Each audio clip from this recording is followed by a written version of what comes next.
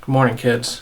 Today is the Night 20 Saatva Classic Queen size 14.5-inch review. If you've watched any of the previous videos, you know that we have a Stearns & Foster on the way.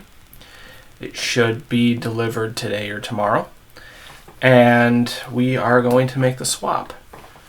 I know I had mentioned in a previous video that I would try to take some pictures of myself laying on both of the two mattresses, but I'll be honest here.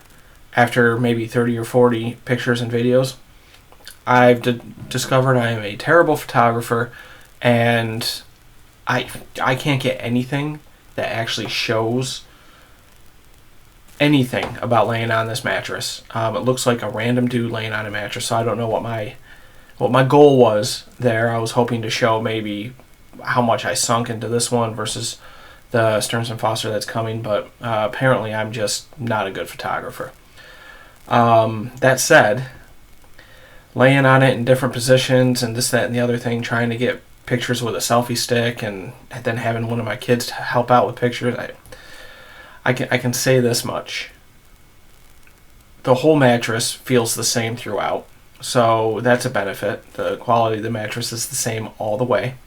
Although moving around on the bare mattress and trying to see how much I sunk into it and how plush or soft it might be, what I can tell you is this.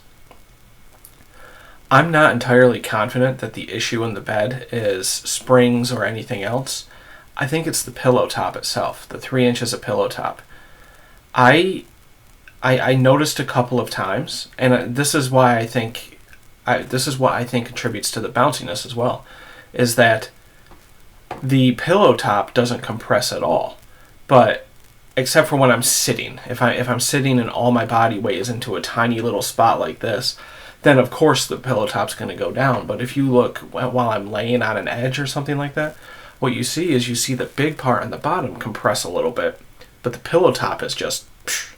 So what you see is the big piece and the pillow top. I lay on it, and this is what happens. The pillow top doesn't budge at all. So I find that interesting. If memory serves from the previous Stearns & Foster, you could definitely feel yourself going into the pillow top. Whereas this one, you feel like you're on the pillow top and you and the pillow top are going down on the mattress. Rolling around on it kind of gave me a new perspective, I guess you would say. But we were committed, and we're going to make it, it looks like 20 or 21 nights. We'll find out today. Then the next video might be the last video regarding the Saatva by itself. I will, however, do a comparison and contrast of the specific comfort levels and everything between this and the Stearns & Foster. But when it comes to Saatva by itself, tomorrow's video might be the last video. That said, I am also going to review how the return process goes.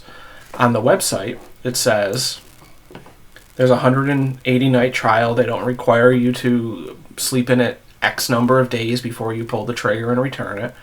And it says that they'll refund everything except a $99 charge for transportation and labor to remove it.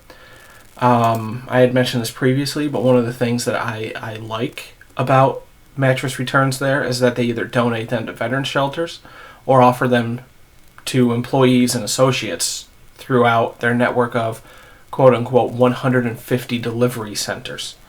I don't know if they mean delivery centers by all the maybe storage warehouses, but my understanding is they build the mattress to order. So I have to assume when they say delivery centers, those are the delivery companies. And in my case, it was delivered by a company in the Rochester, New York area called Joe's Moving. So I suspect maybe one of those folks will get the opportunity to have it. And I like that. I like the fact that they're just not going to refurbish it, steam clean it, and Febreze it, and then send it back out into the world. I like the idea that people who could really benefit from it get it, generally free of charge. That's how I'm reading it. So I will have to make that call. I'll let you know how that call goes. Return calls are very commonly some of the most contested calls ever. You either get the company, as far as I'm concerned, you have two types of companies when it comes to returns. You have the company that no questions asked. They say, "Oh, you want to return it? Sweet. Can I ask you what the problem was?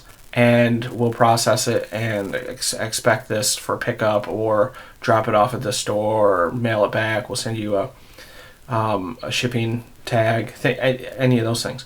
Or the other side of the spectrum, which is, "Are you sure you don't want to keep it? What if I sent you something free? What if we give you 10% back and you still kept it? If you gave us a positive review, we'll take 50% off and you still keep it."